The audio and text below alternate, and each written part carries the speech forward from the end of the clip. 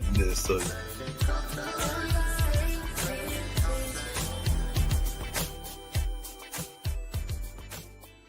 in a rain, streets paved in grit and grime, made in Compton where we redefine shine.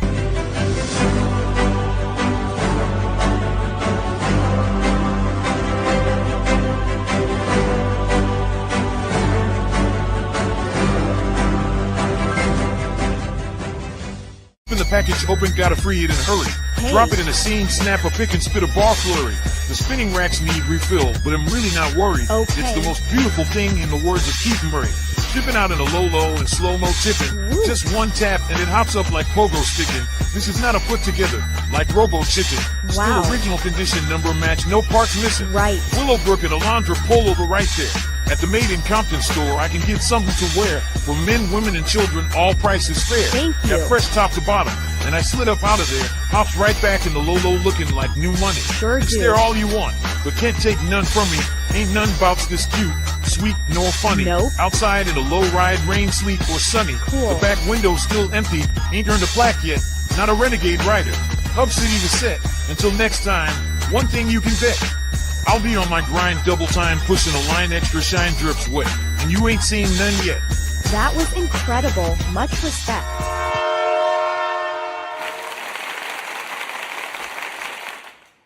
hell of an intro. I'd like to welcome everybody back to Bone with Friends. Tonight, my special guest is Eddie. Eddie, how you feeling today? Man, I'm feeling wonderful and blessed. Absolutely. Glad to be here. Man. So, yeah, we're going to dive right into it, man. What was life like growing up in the neighborhood?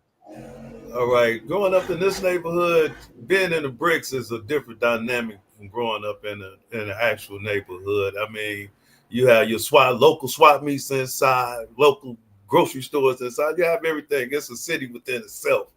And you learn life real fast, the good and the bad.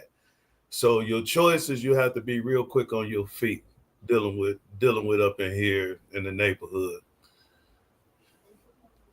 At what point did you realize the streets wasn't the only path?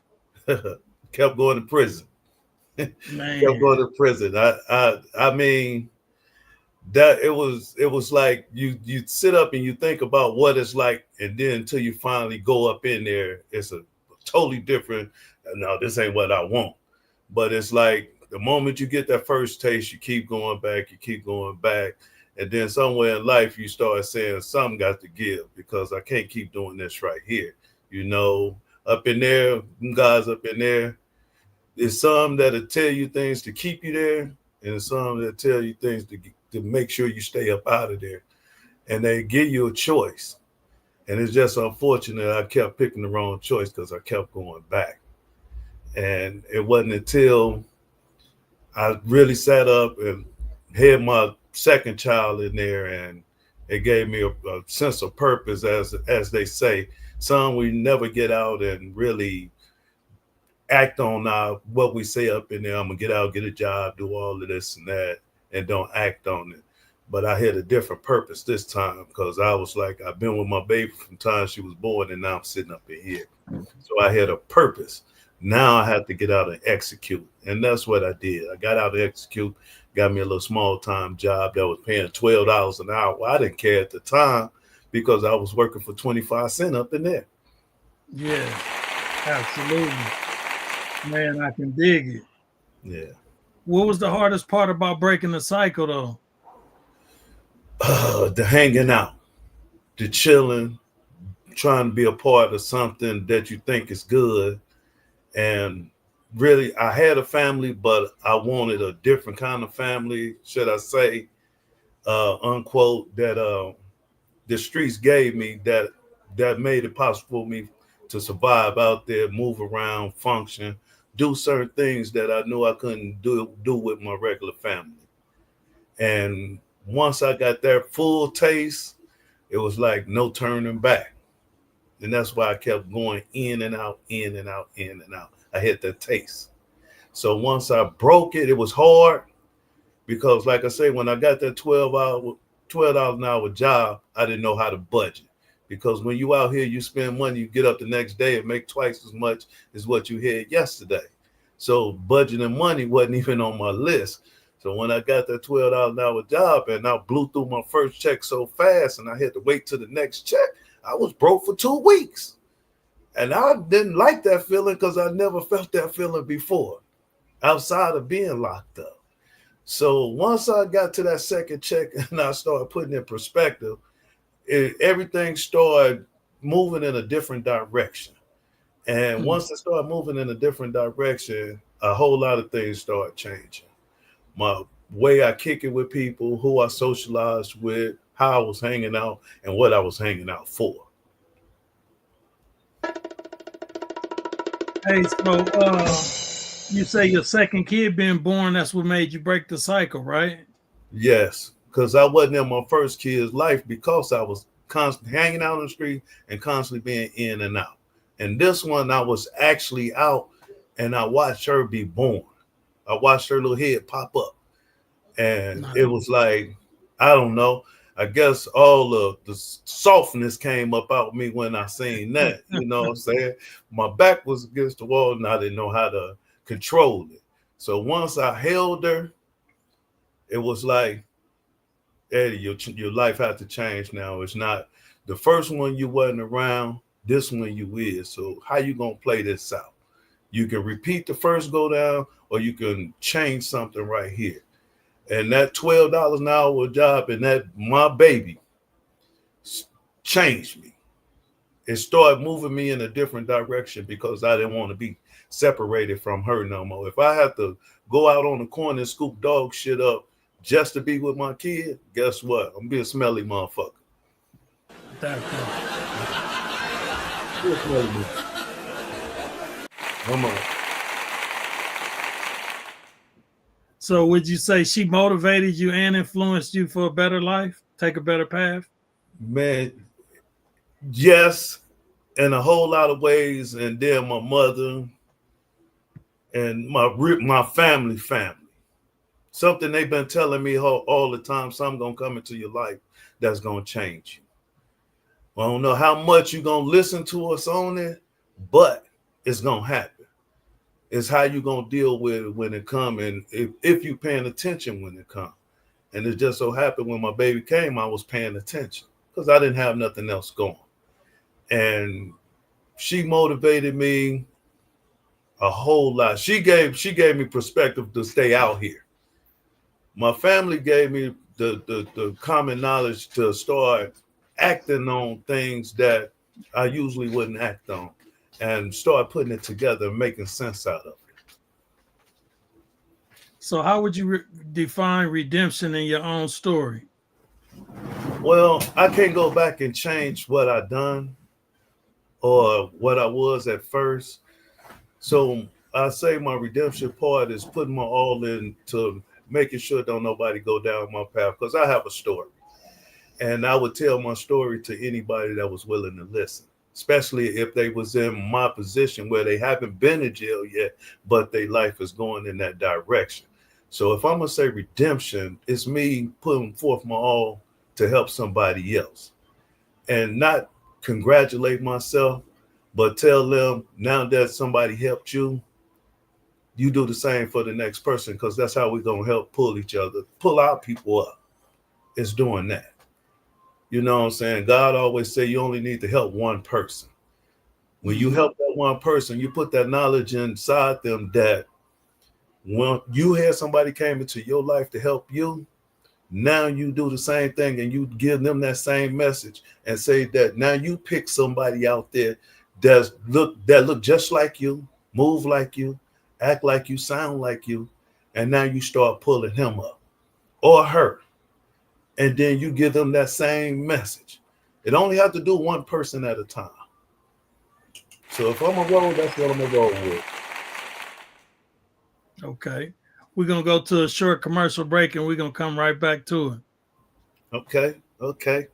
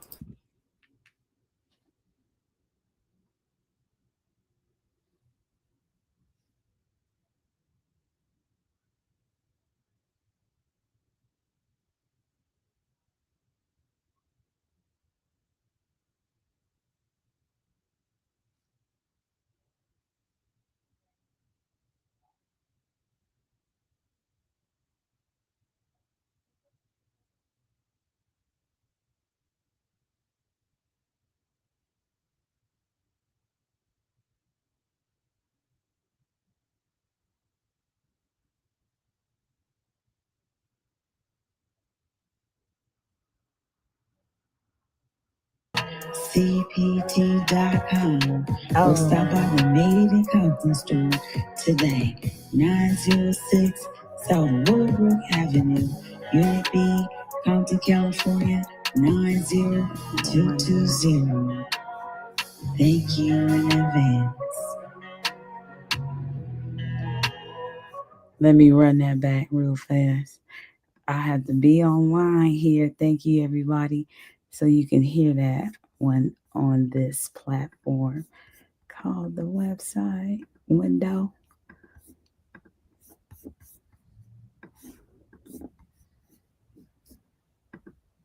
Okay. Lord Jesus. Here we go.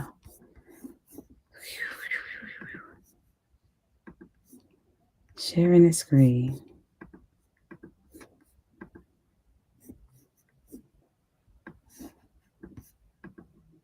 For a child in foster care, comfort can make all the difference.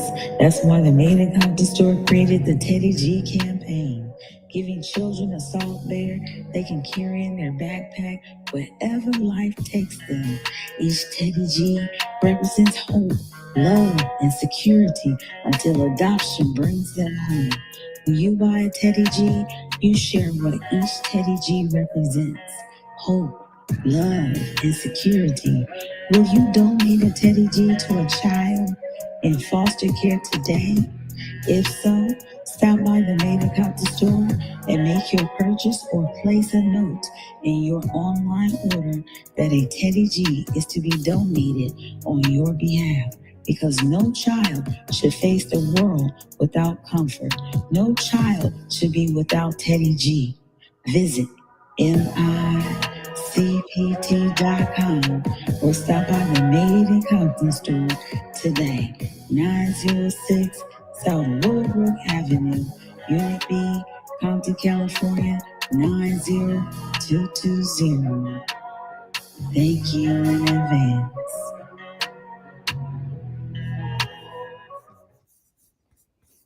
All right.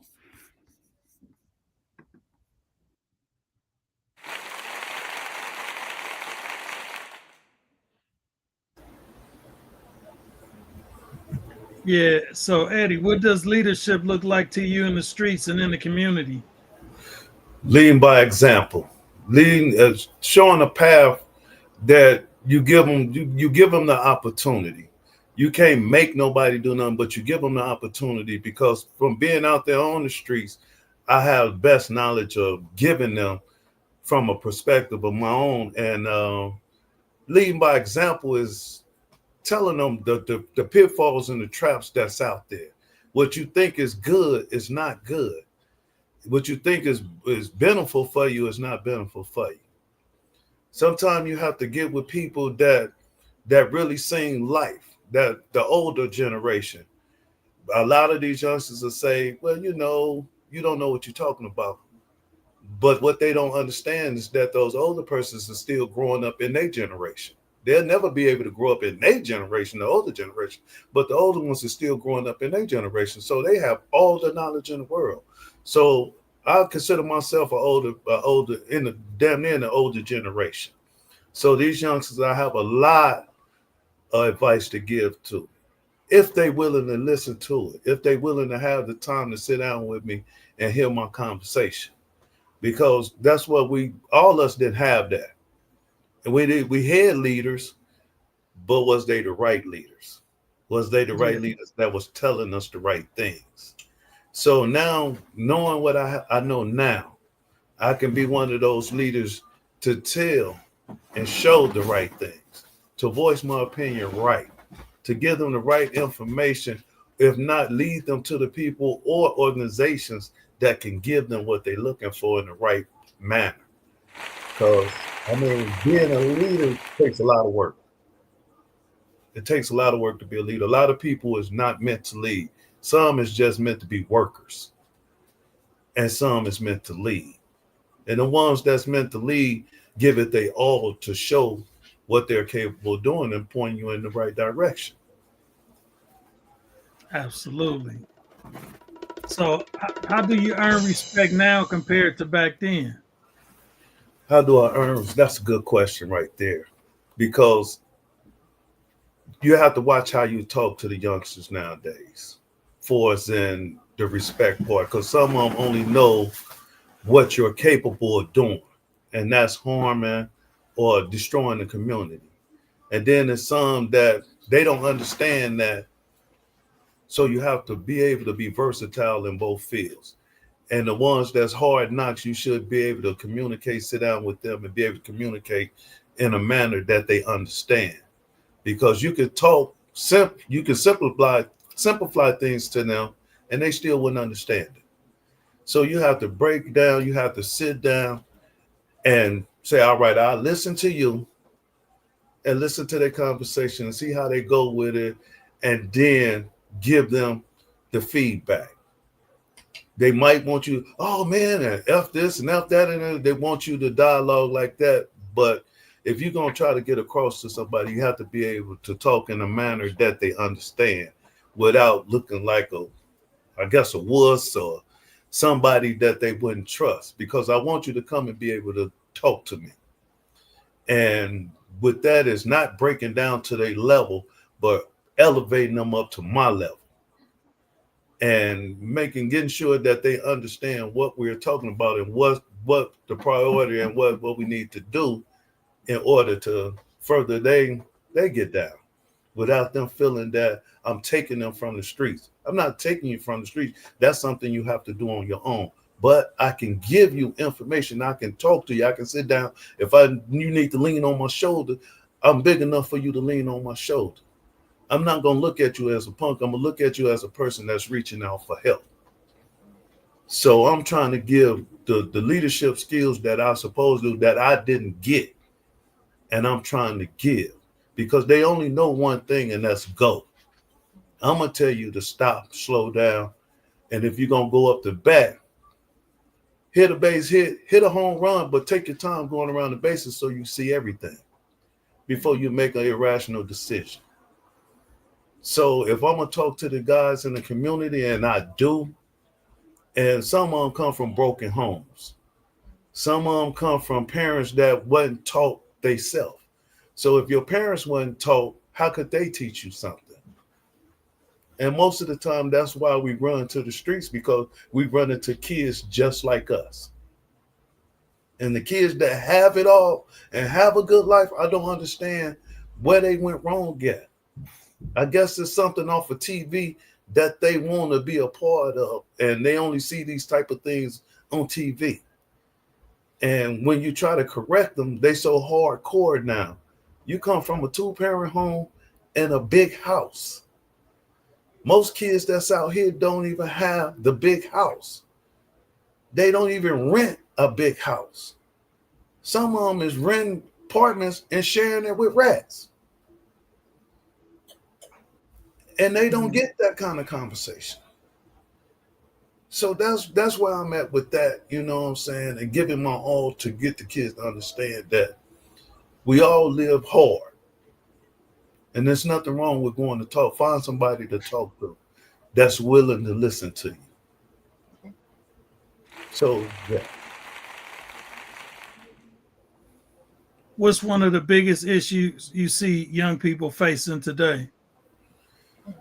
Oh, lack of family love, church, the internet, drugs, being led down the wrong path by other kids that live in the same life that can't tell you nothing. The list goes on and on. But if I had my choice, them very same things that I just said will be at the top of my list on what's going on right now. You can give a baby that's 4 years old a phone and show him or her how to turn it on, and by the afternoon she'll be able to show you different websites on there at 4 years old. It used to be where parents used to set their kids in front of the TV and let the TV raise them. Mm-hmm. Now the internet is raising them. And now we have young ladies and young men that's having kids at 12 and 13 years old. They ain't ever experienced life. So you can't expect them to be able to teach their kids or other kids, because they haven't learned. And when you walk up in the club and you see the daughter or the son up in there with the daddy and the granddaddy, we have a problem. We have a serious problem. Absolutely. And that's what's going on, you know what I'm saying? And then they fall into these drugs, the ecstasy, the powder, the churn. Because I done met a lot of young guys on Sherm and they go do stupid stuff. And then they wonder when they sitting up in there, how did I get up in here? Just look at the evening news. You'll be on that. You know what I'm saying? At the time it was foggy. Now you done cleared up a little bit and reality for the set in. So I would say drugs, internet, lack of church, lack of priorities. They don't have, if you ask the average kid, what is their purpose in life? And they couldn't even tell you. Because they have none. In their eyes, they have no purpose. They just here. They just exist. So they have no purpose. So it starts at the home and then it starts trickling down. And it's fortunate that some kids run into a coach or a big homie in the streets that put foot to butt and make sure you get in school. I don't have no lunch money. Now get in school. We used to have that. We don't have none of that now. Mm-hmm. The little homies don't respect the big homies that give them that opportunity. Man, you used to be a killer. That's used to. But my life is different now. My life changed. My life is, I have a purpose. My purpose is to help you. Yeah. That's my purpose. So lack of big brothers. I hate to say it, the DARE program that the police used to have, the ROTC that used to be in school, wood shop, modern dance, everything they took from the schools, it's not there no more. You either a singer, a good ass rapper, an athlete. That's our mark right there. That's our standards. We don't have no standards now. Our kids don't have standards. Yeah. And when I say our kids, your kids, my kids, everybody kids that's out here that we failed out on these streets don't have no standards. So they don't have a purpose in life. If they don't have no standards, they have no purpose in life. Man, it's like the cookie cutter. Either you're an entertainer or you're an athlete. And if you can't fit in that mold, you fall to the wayside. There it is there. Man. There it is there. They don't understand the traps that's set. How do you use your past experience to help others? Well, I use my past experience to help others is that I actually get out there. I'm actually boots to the ground. I'm looking like the Muslims. I'm looking like the Jehovah's Witnesses. I'm looking like them. I'm out there to seek my information and give. I'm out there to give my knowledge out there. I'm out there boots to ground. I'm wearing shoes out just to be out there to make myself part of something. And my part of something is being out there helping others that I see finna go down that same path I went. And I'm all the way 10 toes down with that. I'm gonna sit up, I'm gonna go to court with you. I'm gonna fight your battles with you. I'm gonna make sure you find that purpose that you're looking for. Man, I salute you. Yeah, from my past experience, thank you. And we've been in junior high together. We was coming up when gang banging was at its fullest. Absolutely. It was easy to recruit. We was there. I don't think none of these kids would survive back then because they can move around and they can function. We couldn't move around and function. We had to go to point A to point B to make it to point C. Mm-hmm. So they got a luxury with the willingness of us that's out there, that's building these relationships with other people in these communities. It's just unfortunate they don't understand the gift that we giving them. They don't understand, like I say, that purpose.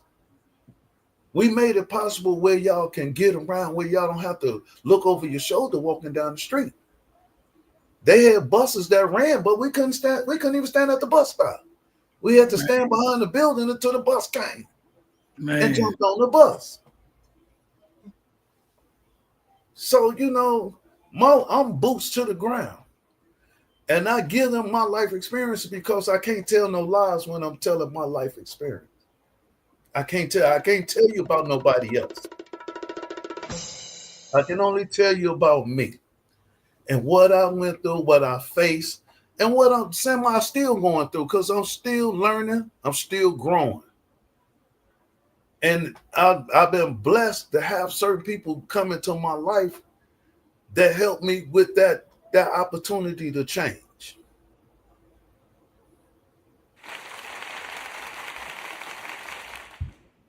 What's the most rewarding thing about the work you're doing right now? Seeing the smiles on people's faces that I help. You know what I'm saying? The smiles on their face, you know, because my work is not going in vain. And some of them, that same question, the question you asked me a few questions back about what I want to be known for, what I'm doing, and this and that purpose and everything, is that they're doing the work. They helping me do the work by helping others. So that put a bigger smile on my face, because some of them is really getting this. Some of them ought to help get in college. Some of them ought to help get nice job, not job, career jobs. You know what I'm saying? And they never thought they would be put in that position because the right person didn't put y'all in that position. Mm-hmm. And like I say, they winning, I'm winning. It helps me perform better out there because I have people that's actually out there that been through it and not steered in the right path.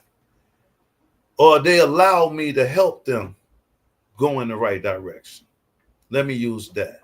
They allowed me, because they didn't have to sit up. They didn't have to listen to me.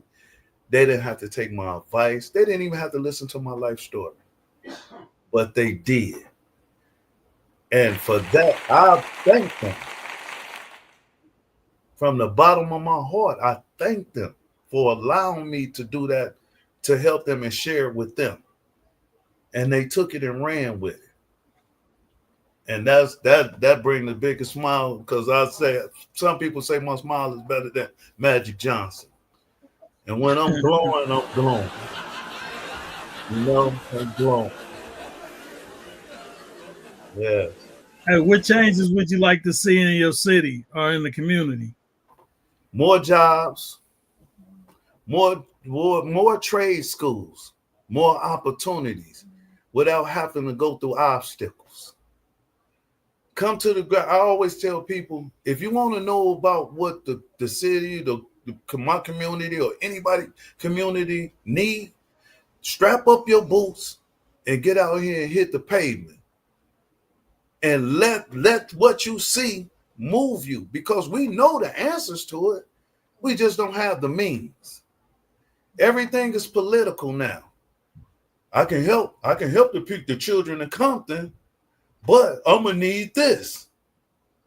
I can help the children in Watts, but I'm gonna need this. Whatever happened to just doing that from the heart? Yeah, and the city stepping up. That's what we need. We're gonna go to another commercial break real quick, and then we're gonna get right back to it. That part right there. Oh, this is like music to my ears. Compton in the box. Yes, Compton in the box comes in basic, custom, and deluxe. Come on now. Basic, 132 value for only $39.99. Come on now, stand on business. This is a great deal. I can't shake it. You see me? Imagine 4 shirts or 4 hats $39.99 plus tax and shipping if you live out of the state, And just imagine all of the combinations, all of the t-shirts. Yes, if you need to call, you need to get your box built, custom and deluxe, all right. If you're calling for basic, just know that we're going to send you scheduled t-shirts.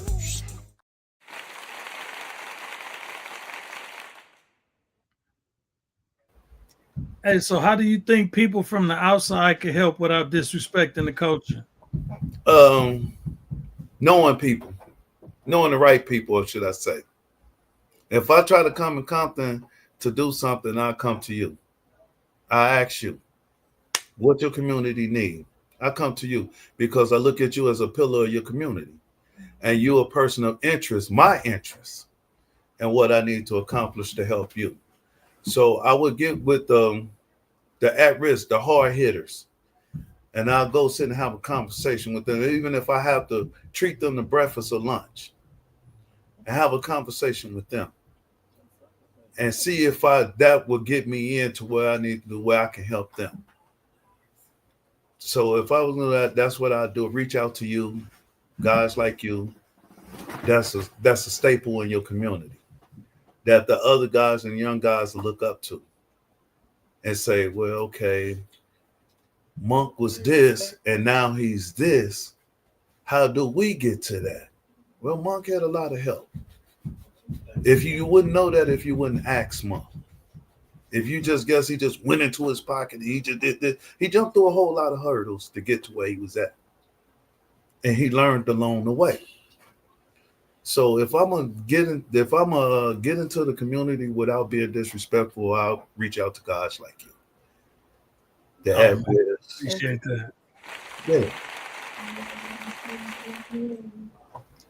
What role do forgiveness play in your movement? Forgiveness. Wow, that's a good question and a big word. Kind of blindsided me with that one, right? Because that don't be asked all the time. Forgiveness. Like I said again, doing what I can to help. What I did, I can't reverse that.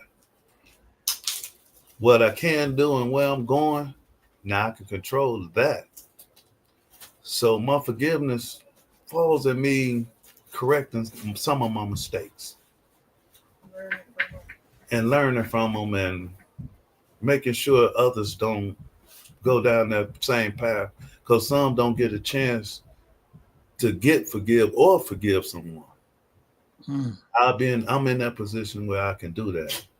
So yes, my forgiveness is putting forth my best effort to atone for what I did or what I helped do. And people accept me now for trying to do the right thing. How do you balance activism with real life challenges like family, work, and your safety? Ooh, you keep hitting me with these good ones, huh? You hit me with these good ones. Oh man.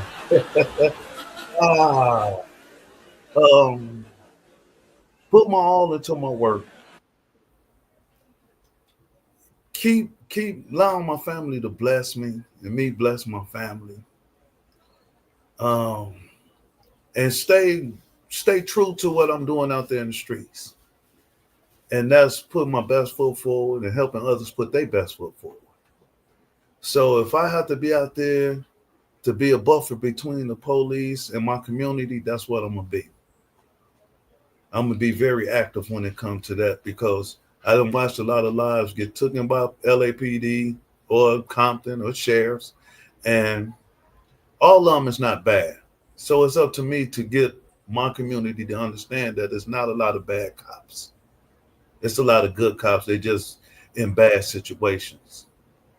So me being an activist, that's one of my pet peeves right there, putting my foot down between that right there and making sure my community understand that they not no better than the gangs out here on the street. You have to know how to navigate around them You have to know how to talk. You have to know how to understand the position that they're put in. If you're not a bad guy, they're not gonna mess with you. Their job is to put bad guys in jail. My job is to stop them from putting you in jail. Deep. Yeah. So if they understand that, then they understand where I'm coming How did you first get involved with the Solidarity Enrichment Action? And from. what role did they play in your transformation? Oh, there you go again. You're good. You're real good. I started. I started off a safe passage at Locke High School. I had did 2, maybe 3 years there, and in high school, there's a lot of diverse communities in high school, so you have to know how to navigate through that. And I was young; I didn't know how to talk to the young world for us and being properly introducing myself and being able to talk to them without blowing up. And being with Solidad, it taught me that I have the professionalism in me. I just have to know how to bring it out.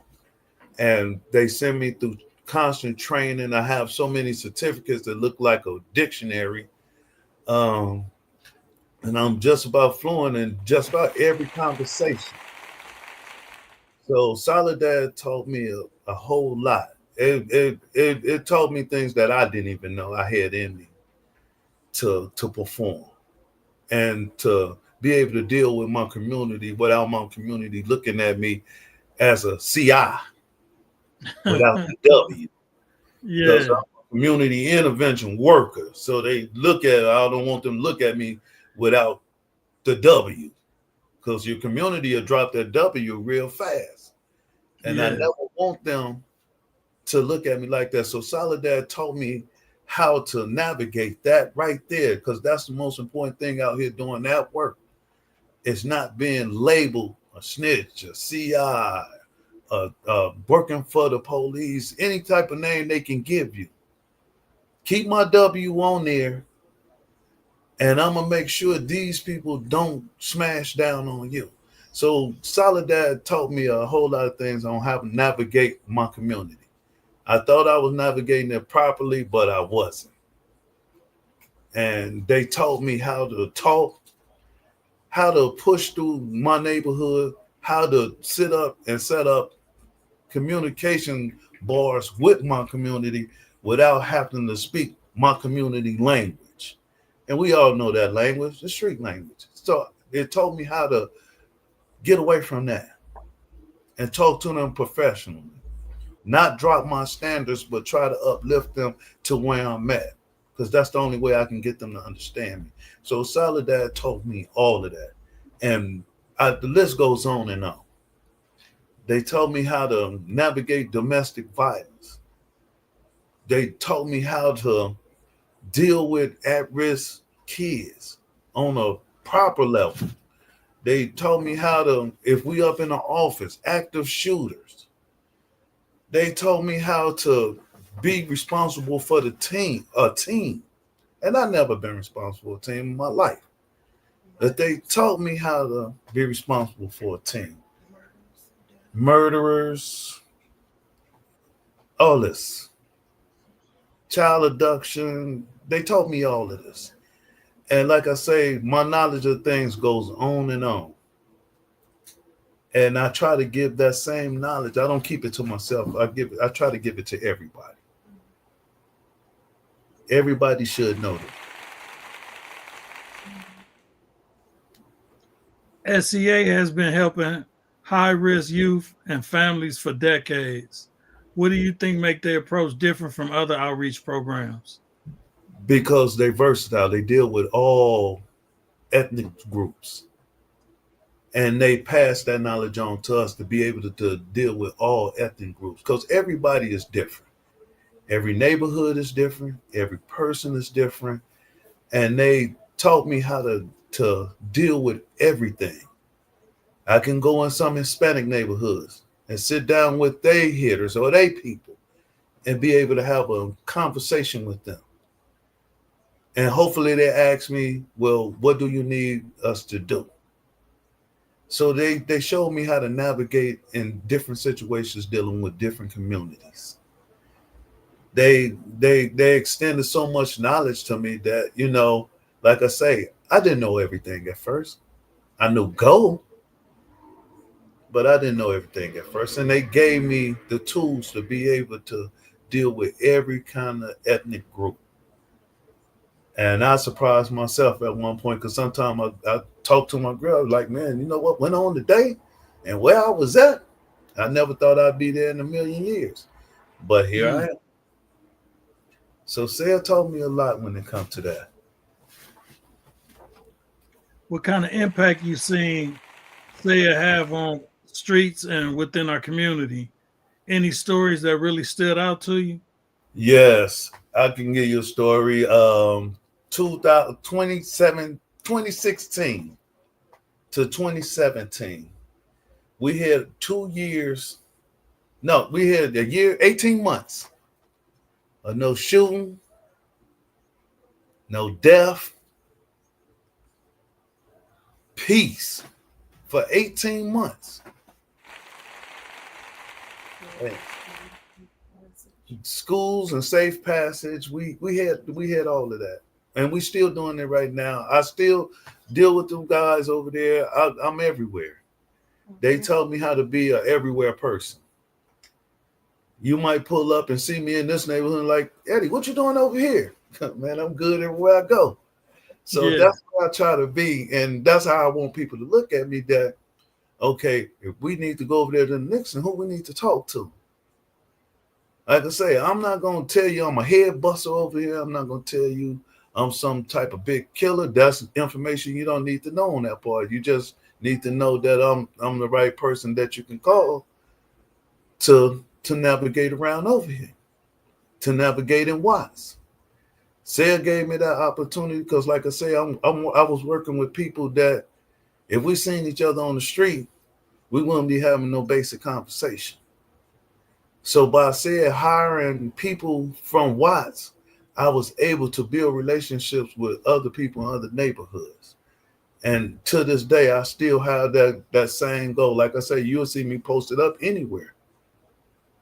Everybody had love for me, and I had love for everybody. We're going to go to another commercial break, and then we're going to continue. Shout out to the LA Hood Life Tours. Yes, discover Compton like never before. Whether you're a local or visiting from across the globe, LA Hood Life Tours takes you on an unforgettable journey through the real streets of Compton. Hear stories from tour guides who have lived, worked, and thrived here. Voices of the community, and experience the culture, history, and energy that only the iconic city of Compton offers. The adventure doesn't end there. Your ride leads straight to the Made in Compton store, where exclusive souvenirs, apparel, and local treasures let you take a piece of Compton home. From the streets to the store, this is a treasure chest of authentic clothing, accessories, and services in the iconic city of Compton. Shout out to the team at LA Hood Life Tours for making every tour a genuine, one-of-a-kind experience. Shop 24/7, micpt.com, at the Made in Compton store, and definitely book your tour today with the LA Hood Life Tours that can be found online, on the website, and on IG, where you are convenient. Okay. So, Eddie, what kind of advice would you give a young person feeling like the streets is their only option? Find somebody like me or you that been through it, that have a serious story to tell. You can't tell no lies. If I ask you certain things, you're not going to lie to me. You're not going to tell me what F. Gary Gray did something, but you can tell me what Monk been through. You can tell me how Monk navigated the streets. You can tell me how Monk went through his trials and tribulations and came out on the other end. That's the same way with me. I can't tell you about everybody else. I could tell you about me. So if you're willing to sit down and listen to my story and take from it, I have all the time in the world to give you, to let you listen to my story and hope you know how to navigate your own story and come out on the other end. And I'm saying navigating your story in a good way. You know, being your own man. Then take your own life. So it's good that it's people like me, you, people that's out here that's willing to sit up and talk to the young generation if they allow us to. Because like I say, each one of us have a story to tell. Each one of our paths went different. It started out the same, but each one of our paths went different. And they have to be willing to sit up and listen to a person like me, a person like Mom, a person like Earl, a person like people we went to school with, Devin Pierce, certain people that came out on the other end and came out like superstars. They seen the worst of the worst. They lost several people in their lifetime, and they came out on the other side.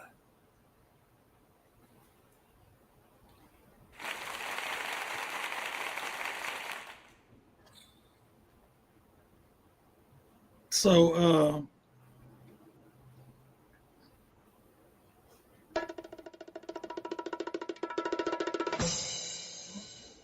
what's something that you wish you could tell your younger self?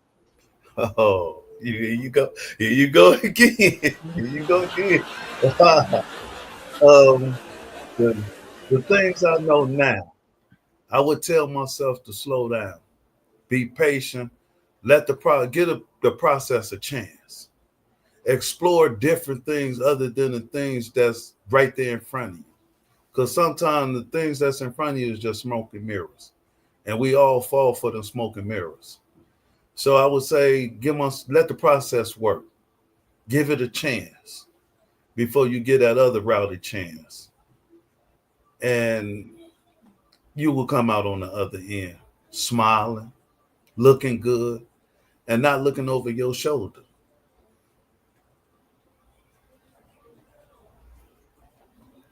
How do you stay motivated when it feels like things is moving slow? Or are you trying to challenge the impossible? How do I? Could you get that to me again? How do you stay motivated when things feel like they're moving slow and you feeling like you're being challenged with the impossible? I coach. I get the youth. I coach. I can't worry about things moving slow, because the moment they start slowing up, I find a way of getting in trouble.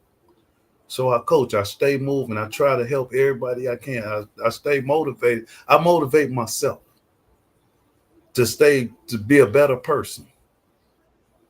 I can't script nothing because I don't know nothing about scripts. So I stay motivated by helping the youth. And long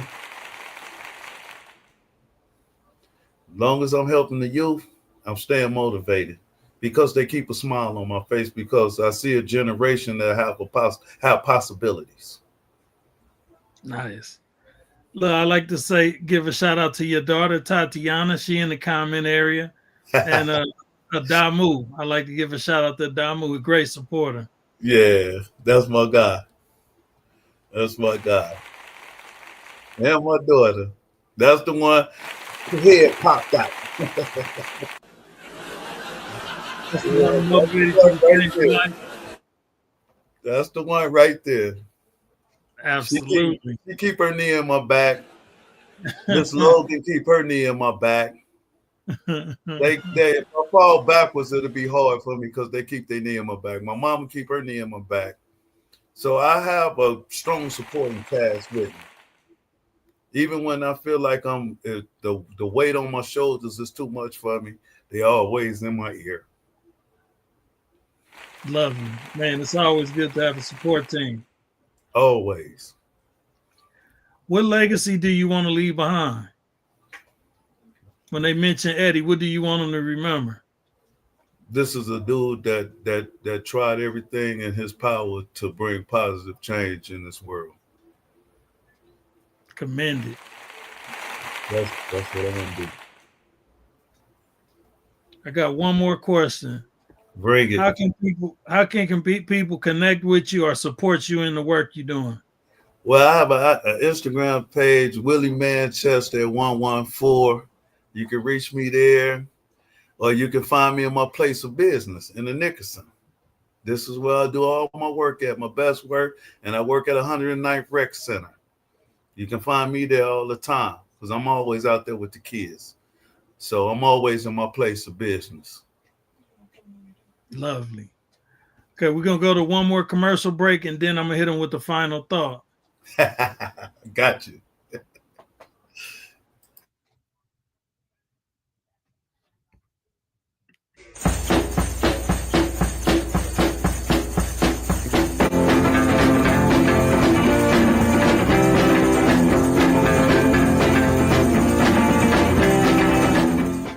Got me in my feelings.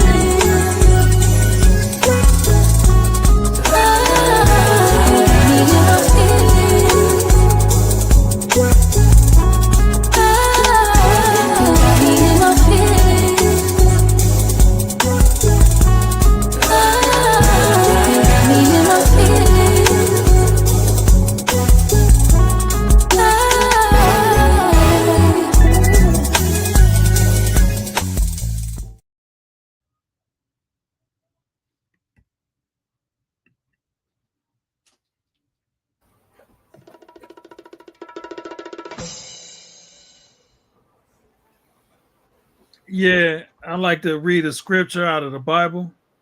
It said, defend the weak and the fatherless, uphold the cause of the poor and the oppressed. Now, I got a short story. In a small village, a young boy named Eli lost his parents at a young age. Many walked past him as he sat hungry by the market gates. One day, an old woman selling bread noticed him and shared half of what she had with him. Over time, she taught him how to bake and helped others. Years later, Eli became known as the bread giver, feeding every orphan who came his way. He often told them, someone shared their blessing with me, now I'm sharing it with you. Just like in Psalms 82:3, remind us, defend and care for the fatherless and the needy, and become the hands of God in their lives. And I'd like to thank you, Eddie, for coming on again. And I like, give them the tags on how they could get in contact with you again. Willie Manchester, IG Willie Manchester 114 at Gmail. 109th Rec Center and in the Nickerson. I'm always around. This is my place of business. This is where I do my work. So anybody that want to come have a chat with me, talk with me, my door is always open. I'm always sitting down, ready to sit down and talk. So your presence will be a blessing to me. That means I reached out to someone. And I want to thank you, Monk, for having me on your show and being able to reach out to your cast, your people. Man, it was an honor and it was my pleasure. Thank you, sir. I mean, people like you are so important to the community that they just don't know. It's like the balance of the ecosystem. Yes. And, and there's a lot of people out here like me. There's a lot of people in these communities that they overlook that's just like me. So they have to stop, like I say, take their time and see the whole playing field. Because there's somebody in your community that's ready to step up for you and that's willing to put it down for you in the right way.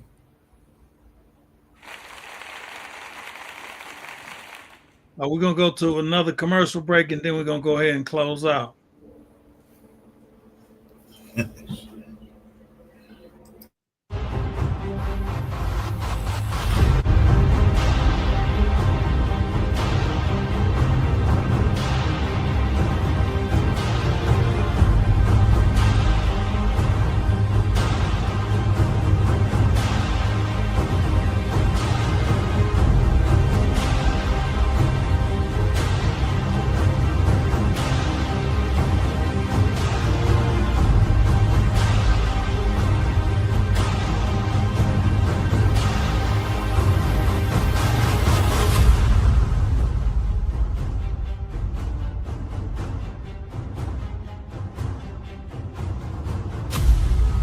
gets out of the military and just does the bare minimum. I would have been a statistic.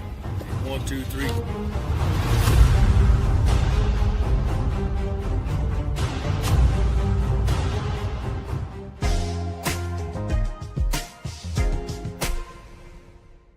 That means your rate stays locked, your box keeps evolving, and your support builds the culture.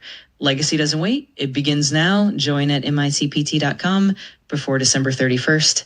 Compton in a box, made in Compton store. Yes, if you need any assistance, stop by the store at 906 South Willowbrook Avenue, Unit B, Compton, California, 90220. The cross streets are Alondra and Willowbrook in the same parking lot as Bunny's Liquor. Order your Compton in a box today.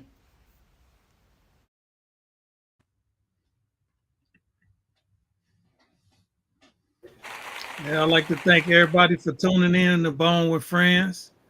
It's me and Eddie Williams signing out. We see you next week, same time, same channel, 9 o'clock.